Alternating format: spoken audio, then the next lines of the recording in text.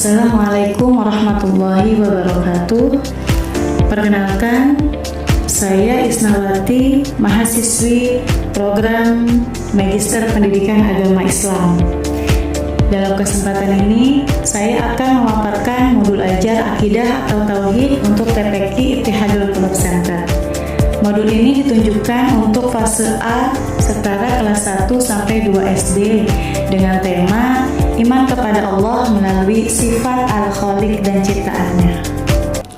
Sebelum menyusun modul ini, saya memetakan karakteristik santri dalam 2 poin utama, yaitu pertama, usia dan kognitif 6-8 tahun, mereka berada di fase operasional konkret. Anak-anak belum bisa berpikir abstrak tentang zat Allah. Jadi kami menjembataninya dengan analogi visual benda nyata di sekitar mereka. Kedua, latar belakang dan gaya belajar. Kemampuan mengaji mereka masih beragam di jilid awal, namun mereka sangat peka terhadap irama, tepukan, warna, dan aktivitas fisik. Tantangan terbesar di TPQ adalah faktor waktu dan energi, karena santri belajar di sore hari setelah lelah sekolah formal. Agar tidak bosan atau mengantuk, saya menerapkan pembelajaran berdiferensiasi proses, yaitu auditori, visual, dan kinestetik. Yang mana auditori menggunakan metode syair atau nasyid tauhid yang ritmis. Visual menggunakan flashcard penuh warna tentang ciptaan Allah. Dan model kinestetik melibatkan mereka dalam permainan menempel kartu objek nyata di kelas. Melalui strategi ini, kelas akidah menjadi lebih interaktif dan menyenangkan. Untuk fasilitas pendukung, kami memaksimalkan apa yang ada secara taktis. Fasilitas fisik yaitu menggunakan ruang, ada meja, papan tulis, dan peraga, agar suasana belajar terasa santai. Kemudian sentuhan digital, kami menggunakan laptop guru yang disambungkan ke speaker portable, laptop atau smartphone untuk memutar nasyid penyemangat.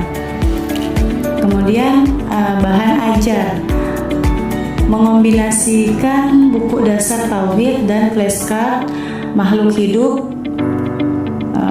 hidup dengan benda mati. Kemudian aturan gawai atau literasi digital. Penggunaan teknologi 100% dikendalikan oleh guru atau teacher led. Santri usia 6-8 tahun tidak memegang gawai sama sekali demi menghindari distraksi. Untuk pencapaian pembelajaran, kami merujuk pada SK BSKAP nomor 032 tahun 2024 fakta A. Intinya, di fase ini santri diharapkan bisa mengenal Allah Subhanahu wa taala sebagai pencipta alam semesta sesuai dengan tahap perkembangan usia mereka. Selanjutnya, untuk tujuan pembelajaran, kami membaginya ke dalam 3 aspek utama. Pertama, kognitif. Santri bisa membedakan mana ciptaan Allah dan mana buatan manusia lewat gambar. Kedua, afektif. Santri terbiasa mengucapkan subhanallah atau alhamdulillah saat melihat alam. Ketiga, psikomotorik. Santri bisa aktif bekerja sama menempelkan kartu klasifikasi di papan tulis. Targetnya apa? Targetnya pembelajaran ini jadi lebih konkret dan menyenangkan bagi anak-anak. Kemudian, apa sih pemahaman bermakna yang ingin kita tanamkan seumur hidup pada santri? Yaitu kesadaran bahwa Allah itu Al-Khaliq atau Maha Pencipta. Meskipun zat Allah tidak terlihat di dunia, keberadaannya sangat nyata lewat semua makhluk hidup yang bernafas dan bergerak di sekitar kita. Untuk memancing rasa ingin tahu mereka di awal kelas, saya menyiapkan pertanyaan pemantik yang dekat dengan dunia anak, seperti siapa yang membuat buah pisang yang kita makan rasanya manis. Kemudian berikan lagi pertanyaan, baju bisa dijahit manusia, tapi kalau mata dan jantung kita, siapa yang menjahitnya? Dan bisa juga memberikan pertanyaan, bagaimana sih cara membuktikan Allah itu ada, padahal kita tidak bisa melihatnya. Nah, seperti itu kita untuk memancing rasa ingin tahu mereka. Masuk ke bagian materi pembelajaran. Alurnya, kami membagi menjadi 3 tahapan. Yang pertama, mengenal teologi dasar, yaitu mengenalkan Allah lewat sifat Al-Khaliq berdasarkan surat Al-An'am ayat 102. Kedua, membaca ayat kauniyah, mengajak santri mengamati lingkungan. Di sini kita bedakan 2 dimensi, ciptaan Allah yang punya ruh dan bertumbuh seperti hewan dan tumbuhan, serta buatan manusia yang hanya mengubah bentuk dari bahan baku yang sudah Allah sediakan, seperti kayu menjadi meja. Ketiga, implementasi akhlak. Goal akhirnya adalah tindakan nyata. Santri yang paham tauhid akan spontan mengucap subhanallah, sayang hewan, tidak merusak tanaman, dan menjaga kebersihan majelis. Di bagian materi ini, saya ingin menekankan bahwa materi untuk anak usia dini ini diawali dari koridor tauhid rububiyah yang menegaskan Allah dalam hal menciptakan dan mengatur alam.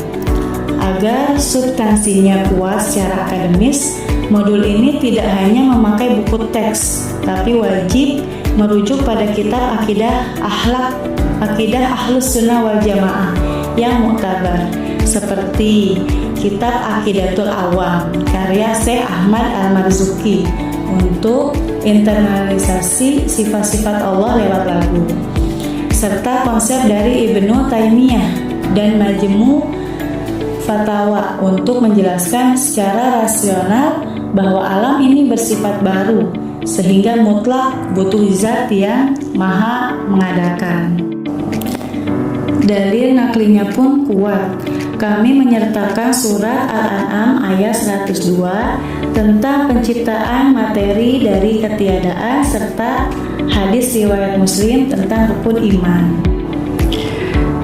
Untuk memastikan akidah yang diajarkan di TPQ ini kuat dan lurus, modul ini merujuk pada 3 kitab utama Ahlus Sunnah wal Jamaah, yaitu kitab At-Tauhid karya Syekh Muhammad bin Abdul Wahab untuk landasan tauhid rububiyah, bahwa hanya Allah yang menciptakan dan mengatur alam.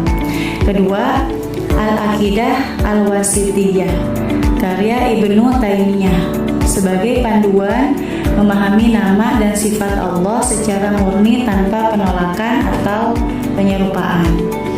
3. Aqidatul Awam karya Syekh Ahmad Al-Marzuki. Ini yang paling dekat dengan anak-anak, yaitu mengenalkan sifat wajib Allah, wujud dan qudrah lewat metode nasyid dan lagu. Sekarang kita masuk ke skenario kelas di pertemuan pertama, total waktu 60 menit yang saya bagi menjadi 3 tahap, yaitu pembuka 10 menit. Kita mulai dengan doa, murojaah, dan mencairkan suasana menggunakan nasyid rukun iman sambil bertepuk tangan agar santri kembali bersemangat di sore hari. Kemudian inti materi 40 menit, pendekatan saintifik dan diferensiasi, yaitu stimulus saya putar suara alam lewat speaker portable. Deep learning, santri diajak keluar ke luar majelis atau keluar ruangan untuk mengamati objek nyata. Di sini diferensiasi proses terjadi yang visual mengamati warna daun, yang kinestetik mengumpulkan batu dan daun kering. Setelah itu baru kita diskusikan bedanya ciptaan Allah dan buatan manusia. Kemudian penutup 10 menit. Kita buat kuis lisan tebak cepat. Lalu menanamkan pembiasaan mengucap subhanallah.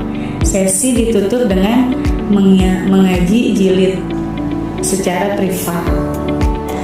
Tadi itu kegiatan pembelajaran pertama. Kemudian di pertemuan kedua, melanjut ke pertemuan kedua 60 menit, fokus kita adalah memantapkan materi dan produk. Pertama, pembuka 10 menit, review singkat materi pekan lalu lewat game tebak gambar ciptaan Allah dan buatan manusia. Kemudian 40 menit, model PBL atau kolaboratif. Santri dibagi menjadi kelompok kecil di meja. Tugas mereka adalah melakukan permainan menempel kartu gambar objek pada bagian pilar akidah di papan tulis secara kerjasama. Ini menguatkan dimensi profil belajar Pancasila gotong royong. Nah, yang terakhir, penutup refleksi bersama. Pembiasaan mengucap alhamdulillah, dilanjutkan sesi mengaji privat dan doa penutup. Untuk mengukur keberhasilan belajar santri, kami merancang 3 jenis asesmen, yaitu asesmen diagnostik sebelum belajar, kemudian asesmen formatif selama belajar, kemudian asesmen sumatif akhir pembelajaran.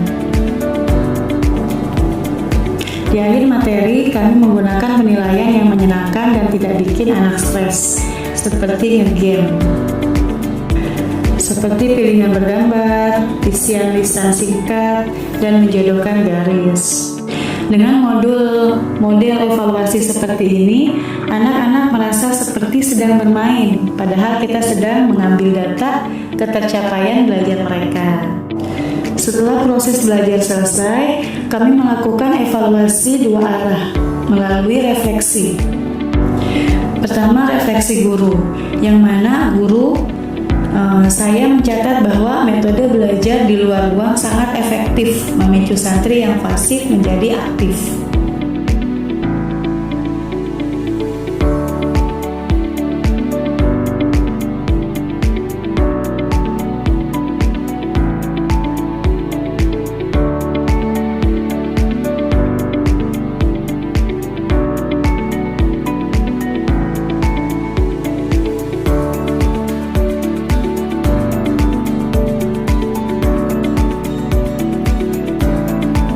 Kemudian refleksi peserta didik.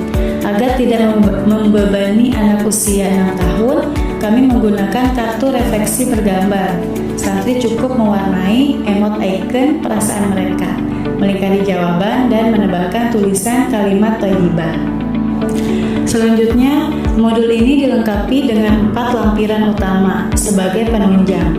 Lampiran 1 dan 3 LKPD dan bacaan santri. Dibuat variatif dengan aktivitas mewarnai, bintang, dan membaca cerita pendek saat nilai yang sesuai dengan bahasa anak-anak. Lampiran kedua yaitu bahan bacaan guru, berisi materi pengayaan akidah yang dikaitkan dengan isu kontemporer seperti bagaimana guru menjelaskan batasan artificial intelligence atau AI jika dibandingkan dengan kekuasaan mutlak Allah. Lampiran 4, rubrik penilaian, menggunakan model analitik dengan 4 level penilaian untuk mengukur klasifikasi makhluk, kefasihan, makhraj kata al-khaliq, dan kerjasama kelompok. Sebagai penutup presentasi, berikut adalah intisari dari refleksi akademik yang saya susun. Pertama, justifikasi teoretis berdasarkan teori Jean Piaget. Anak usia 6-8 tahun butuh hal konkret Makanya metode outdoor learning ini sengaja dipilih untuk menjembatani materi teologi yang abstrak menjadi nyata lewat alam sekitar. Kemudian kedua, tantangan era digital 2026. Anak-anak zaman sekarang sangat akrab dengan dunia virtual. Modul ini hadir untuk mengingatkan mereka bahwa secanggih apapun teknologi atau AI buatan manusia, ia tetap benda mati. Hanya Allah Al-Khaliq yang menjadi sumber kehidupan sejati. Ketiga, jangkar teologis. Seluruh materi dalam modul ini dipastikan steril dari paham menyimpang karena bersandar pada kitab muktabar Ahlus Sunnah wal Jamaah seperti kitab At-Tauhid, Al-Aqidah Al-Wasatiyah, dan Nazom Aqidah Awam. Demikianlah pemaparan modul dari saya. Semoga bermanfaat. Wassalamualaikum warahmatullahi wabarakatuh.